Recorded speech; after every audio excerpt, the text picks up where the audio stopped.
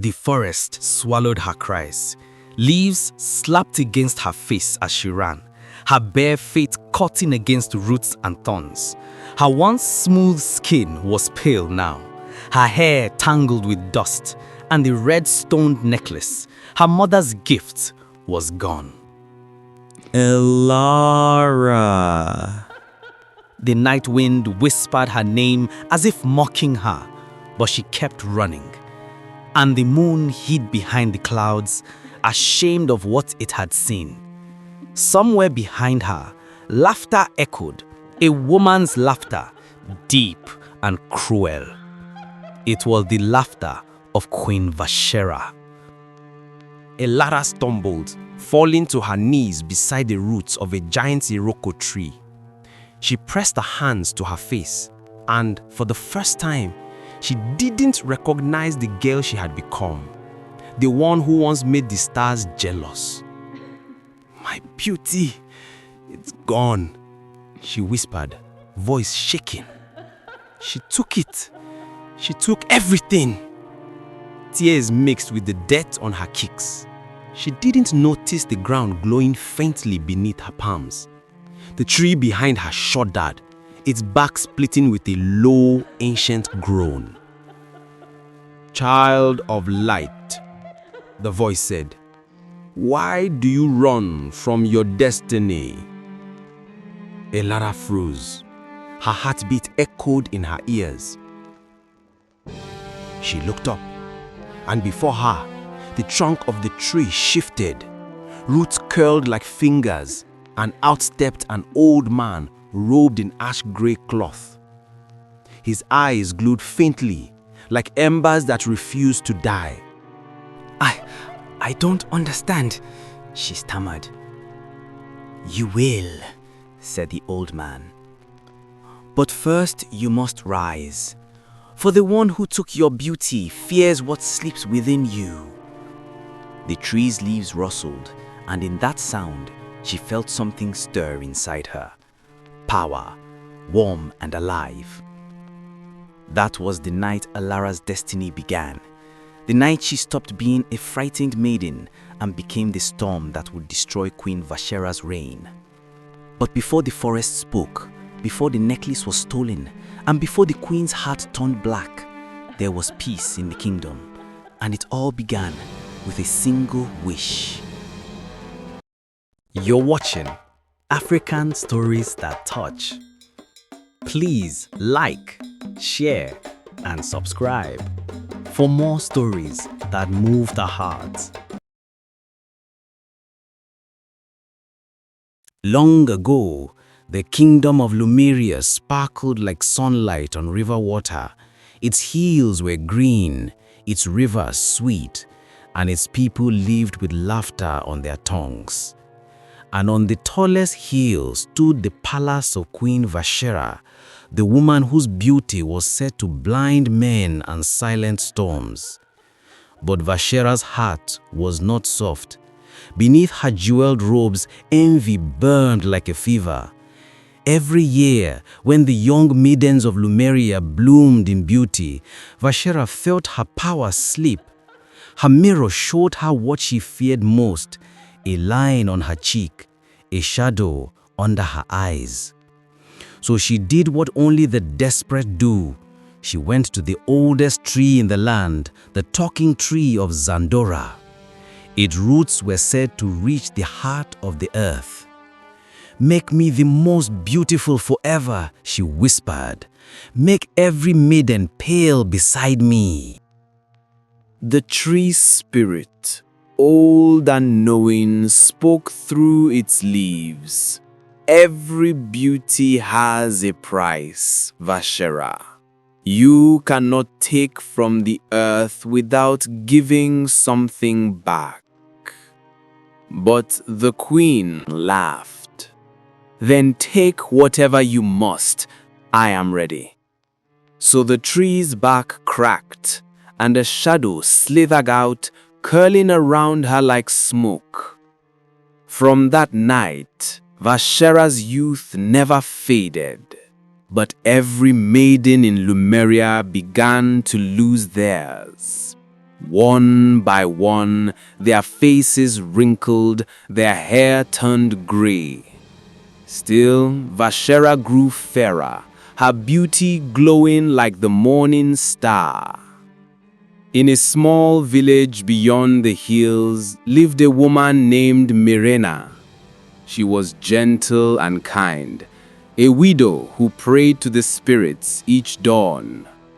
One night, a storm rose, and her child was born, a baby girl whose cry sounded like a song. Her skin glowed faintly even in darkness, and her eyes sparkled like rain. As the midwives marveled, an old man appeared at the door. He carried a staff carved with ancient symbols, and his beard was white as clouds. "Her name shall be Elara," he said. "She carries a light that the queen will seek to destroy." He opened his palm, revealing a golden necklace with a red stone that pulsed like a heartbeat. When she wears this, no evil can touch her beauty.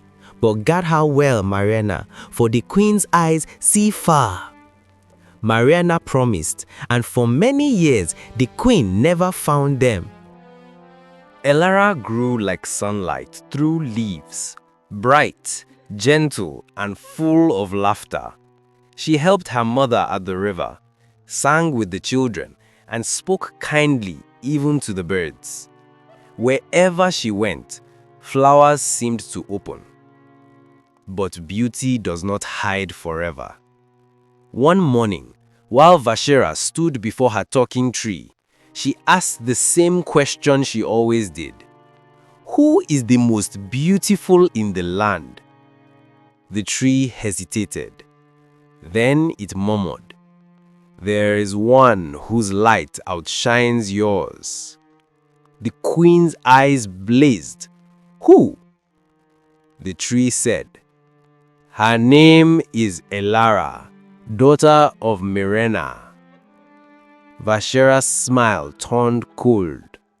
"Then she will not live to see another moon." That night, she brewed a dark potion and spoke to the tree again. "If her beauty threatens mine, I will take it." The tree sighed. "You cannot steal what was born pure, only trickery." So Vashera transformed herself into a man, a handsome traveler with golden skin and kind eyes. She named this form Kale and rode out into the hills. When Kale arrived in Mirena's village, the people whispered. He was tall, with a smile that could melt stone. He helped the elders carry water and played with the children. But it was Elara who caught his gaze. He found her by the river, her reflection dancing on the water. "Your face," he said softly, "it could stop the moon." Elara laughed shyly. "And your tongue could charm a lion." They spoke often after that. He brought her wildflowers that never wilted, told her stories of faraway lands, and sang songs that made the stars lean closer. In weeks, she loved him. One evening, under a glowing moon, Kale touched her necklace gently.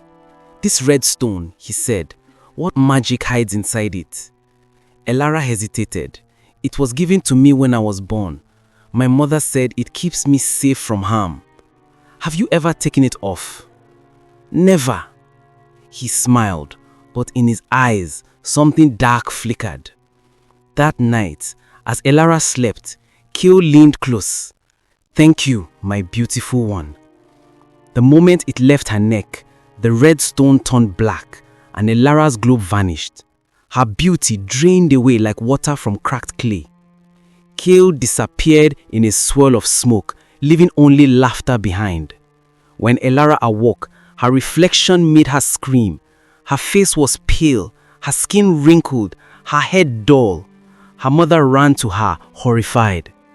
"He has taken your light," Mirena cried. "That was no man, that was Vashera herself." "What do I do?" Elara sobbed.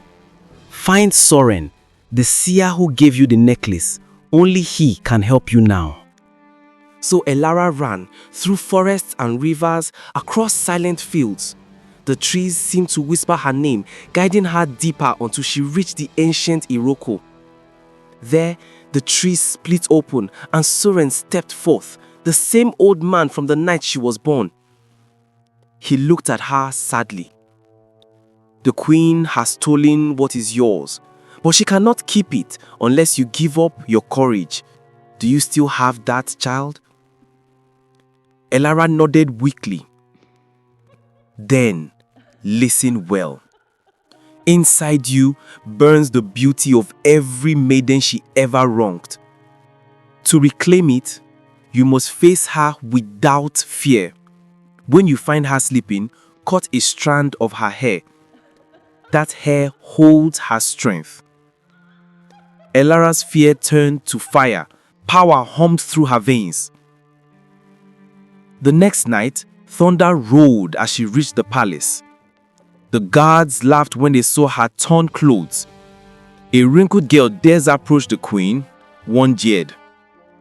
Elara raised a hand and lightning struck the ground. The guards flew backwards. The gates swung open.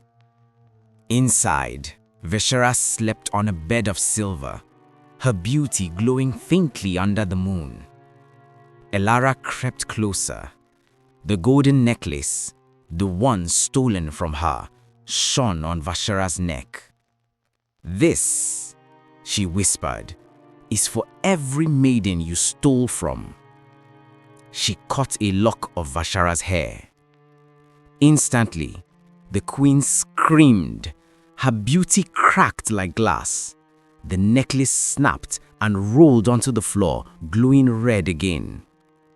Across the kingdom, a warm wind blew. Faces grew young again. Flowers bloomed. Rivers danced. When Vashera looked into the mirror, her reflection was that of an old woman. "What have you done?" she cried. "I only took back what you stole," Elara said calmly. The next day, the council of elders gathered, and by the will of the people, Vashera was banished. Her power faded with every step she took away from the kingdom. Elara's beauty returned, not the shallow glow of vanity, but the quiet light of truth. She was crowned Queen of Lumeria, ruling with grace and wisdom. And beside her palace grew a young Iroko tree, born from the roots of the old one. Its leaves whispered whenever she passed. True beauty can never be stolen. And from that day, no one dared ask the talking tree who was the fairest in the land, because everyone already knew the answer. Thank you for watching. If this story touched your heart, please like, share, and subscribe, and stay tuned for the next one.